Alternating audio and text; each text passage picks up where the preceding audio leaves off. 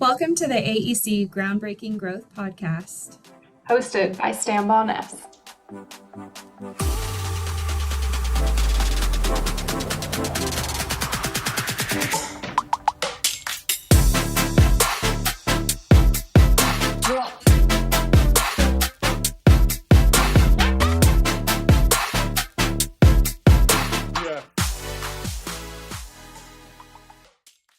Hi, everyone. Welcome to the AEC Groundbreaking Growth podcast.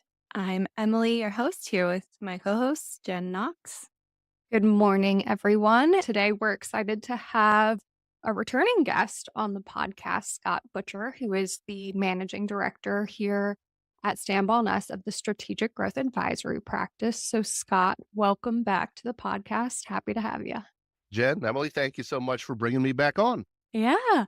And I'll be honest, I feel like the odd man out today for our conversation on BD and marketing trends.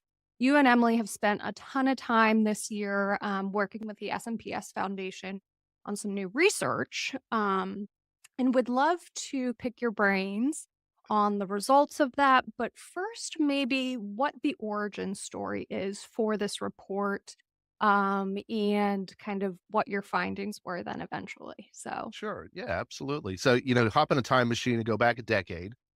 And with an SMPS colleague of mine, friend, and actually former coworker, Bill Long, we had come up with an idea to really understand how firms were using seller-doers. Mm. We were both trustees of the SMPS Foundation at the time, and I had just co-chaired a pretty big effort to write a book, AEC Business Development, The Decade Ahead. And what we were finding is that the models were changing, the way that design and construction firms were doing business development. And it was somewhat controversial, at least among some SMPS members, because it was showing the elevation of the seller-doer model, not necessarily at the expense of dedicated business developers, but a greater emphasis on using seller-doers. And so Bill and I, on our own, decided that we were going to do a little bit of research. And just to get a pulse of what firms were doing, we did it to present at a couple of regional conferences, to write an article for the SMPS Journal. And ultimately, that became the foundation research. Because then, as trustees, when we were looking at the next project for the SMPS Foundation, which is a research-focused organization, we thought, well, what if we take, we had maybe 100 data points, there are 100 firms represented in our research. What if we pulled that forward and did a more robust version of it through the SMPS Foundation, collaborating with SMPS, the membership organization? The two organizations set out, retained a market research firm to actually collect the data. We designed the research, pretty much doing a 2.0 version of that original research and expanded it a bit, and had just great participation across all types of firms in AEC, all size firms in AEC. And really that became the benchmark research document for 7 or 8 years. And of course, at Stambaugh Ness, as we are doing business development strategy, as we are doing seller-doer training, we continue to refer to that document. And it was starting to get a little long in the tooth, especially when you think about COVID and the impact that had on the way firms do business development. And so ultimately, Stambaugh Ness, we decided to approach the SMPS Foundation and said, hey, what if we collaborate and do an update and another expansion of that research? And so that's really the genesis of what became known as AEC BD, the research report. Yeah. And so looking back on that, what was the motivation to update it this year? Was there any importance around this year being the year? Timing's everything, I guess. I think for doing it this year was we can look at research completed within the past 5 years and say, hey, that's still relevantly relevant, depending upon what it is. It's not like seller-doer models are changing in 1 year at firms in our industry.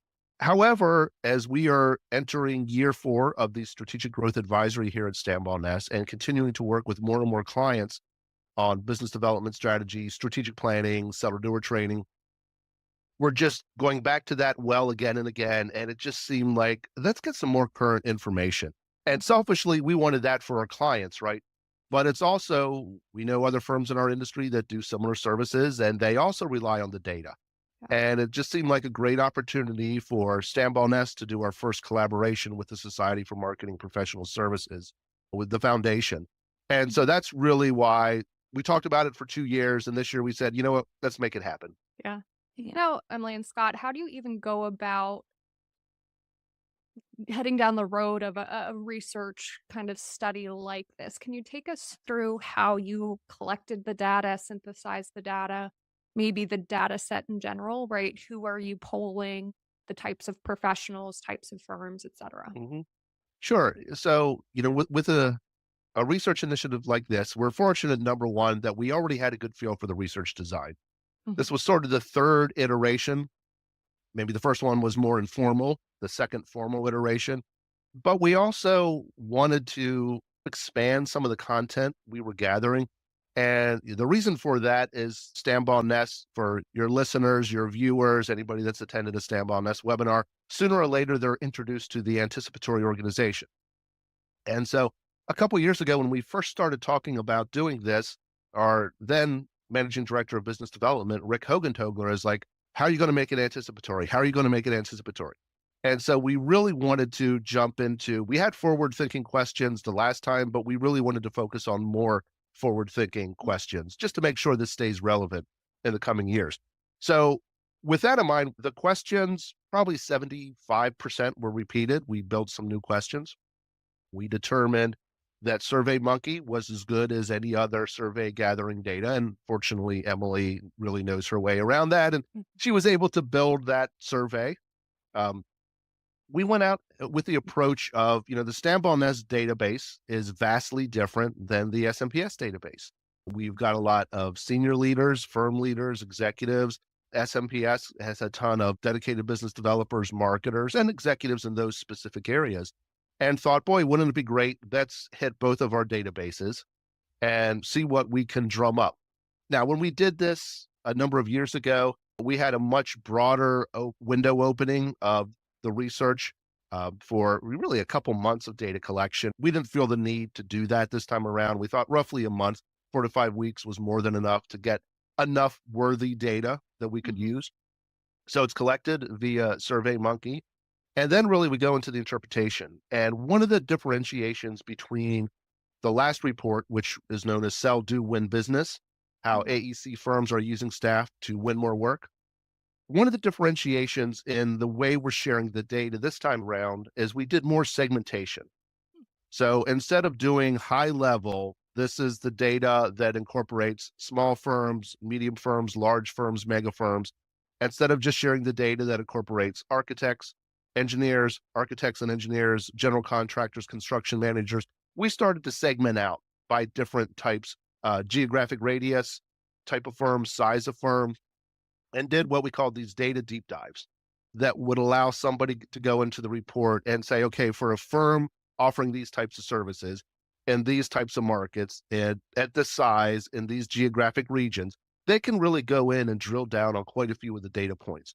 And so that does take another layer of interpreting the information, because now we have to have quite a few different segmented reports that we bring all back together in the final report.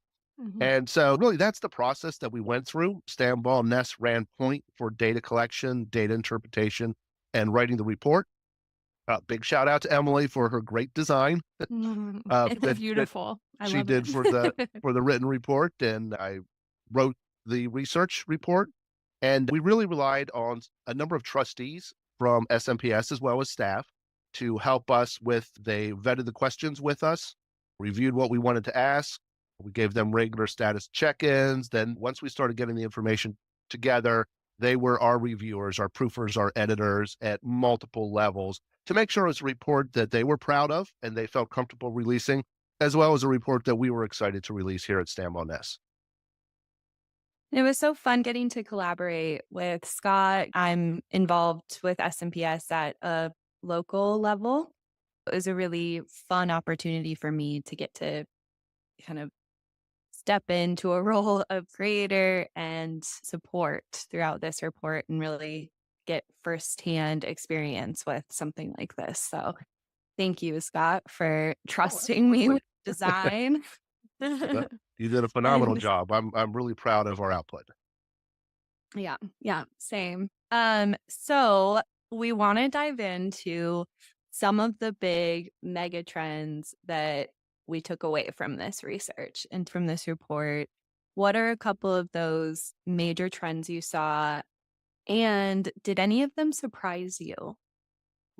Okay. So for starters, I'll say when we did the AEC Business Development, the Decade Ahead book back in 2014, maybe 2013, 2014, that was the first indicator really that what we were sensing anecdotally, increased use of seller-doers, was growing in importance.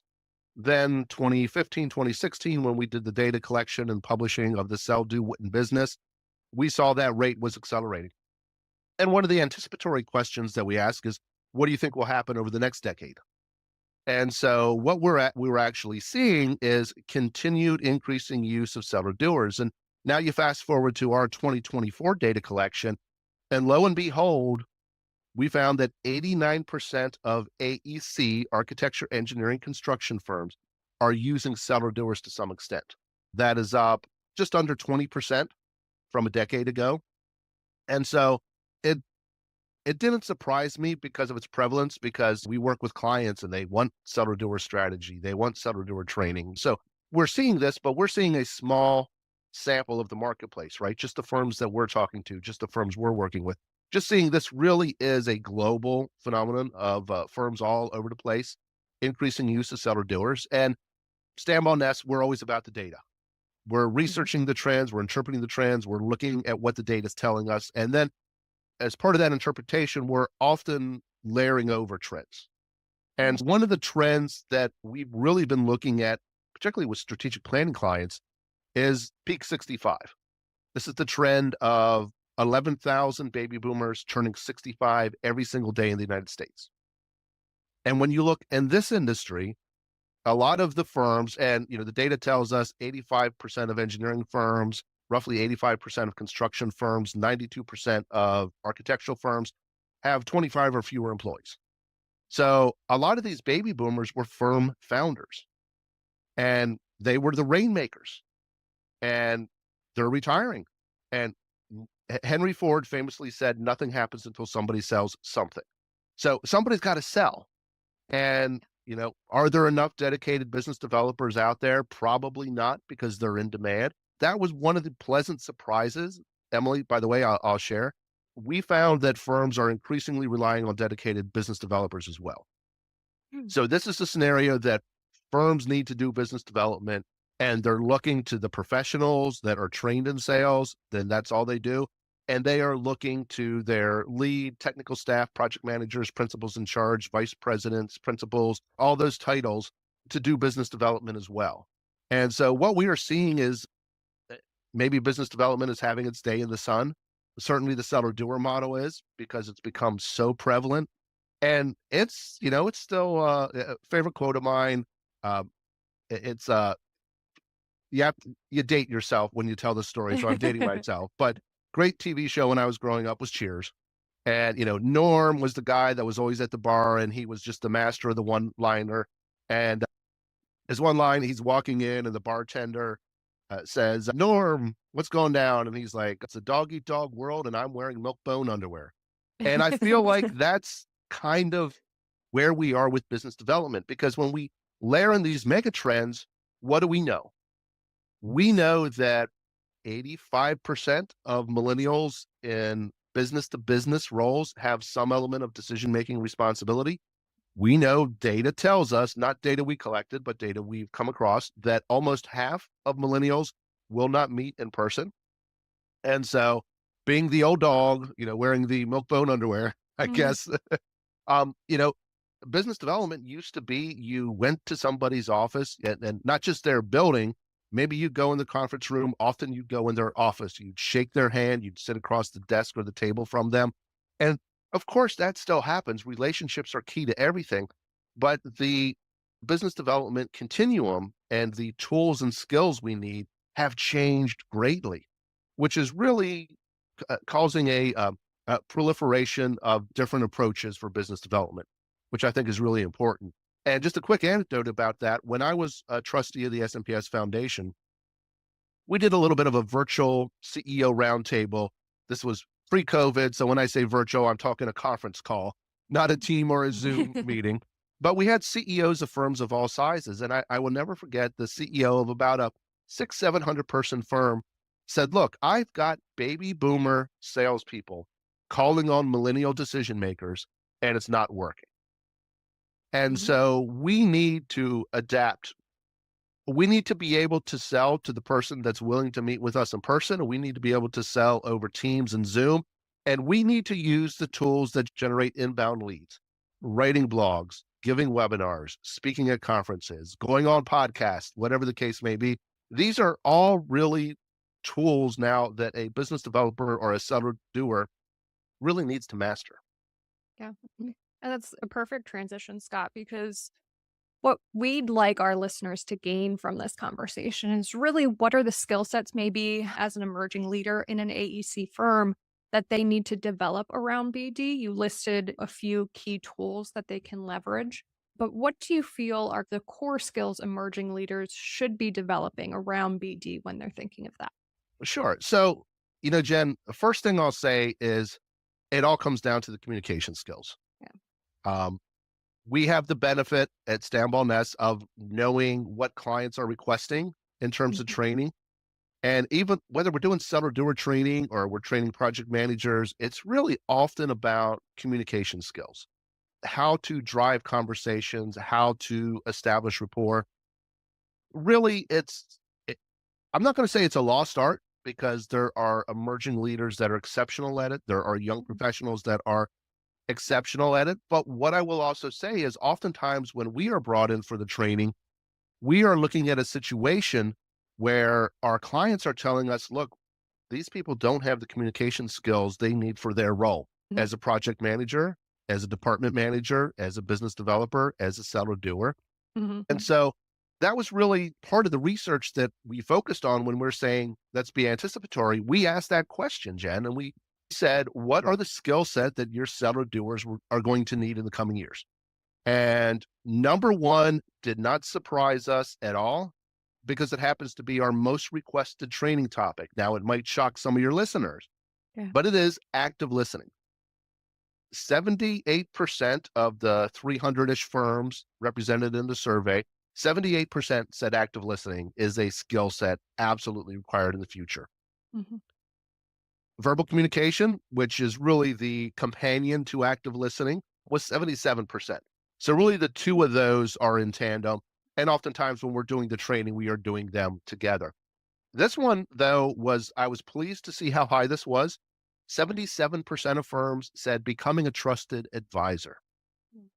And I think this is absolutely essential because when we talked about the baby boomer exodus, well, we can go a layer deeper and we see declining loyalty to employers. We see that specifically in the architecture and engineering industry, where 12 years ago, the average employee had been with a firm for 7 years, and it dropped the latest data that came out last month, 4.9 years.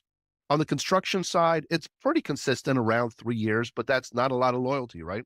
Yeah, sure. And so when you have such turnover in our industry, guess what? It's happening in other industries too.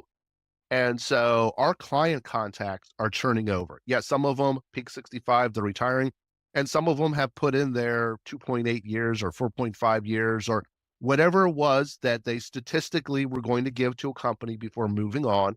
And they leave and suddenly our relationships are gone. And so if you are a trusted advisor, you are pretty much not just a trusted advisor for that one person, that client contact, you are becoming a trusted advisor for the entire organization. And so I was very, very pleased to see that score so high. I was just with a client this week and we were doing trusted advisor training. Another one that I was actually pleased to see score so high was emotional intelligence. So that is 66% of respondents identified emotional intelligence as a skill of the future. And look, I'm the skeptical middle-aged white guy, right? I'm not an engineer, but I am the profile of an engineer, right? Yeah. As a profession, we've grown older. It's heavily male, it's heavily white, Mhm. That's just the demographic makeup of the industry, as frustrating as it is. And I used to go to these conferences and there would be a track and they would have emotional intelligence. Yeah. And I'd roll my eyes and say, I don't want that weird, happy, shiny voodoo stuff. Yeah. Right. And then when I went out on my own, boy, 5.5 years ago, and I started doing training of seller-doers, some of my clients were saying, look, Scott, you got to bring emotional intelligence into the training. Yeah. And I'm like, say what? Yeah. Yeah.